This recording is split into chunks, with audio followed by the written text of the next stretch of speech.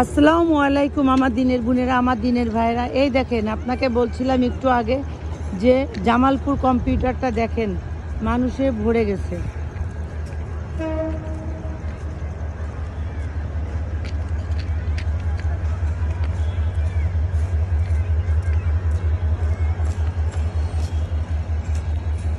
এত মানুষ।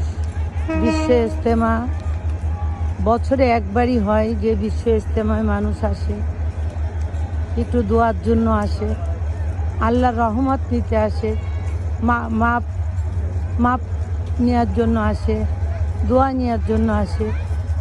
যে যেখান থেকে আসে কত আশা ভরসা নিয়ে তারা বিশ্ব ইজতেমায় আসে। আবার এই বিশ্ব ইজতেমায় এসে অনেকের প্রাণও চলে যায়। আল্লাহ তাআলা তাদেরকে। ট্রেনের দরজার হাতলি ধরে কেউ দাঁড়িয়ে থাকবেন না।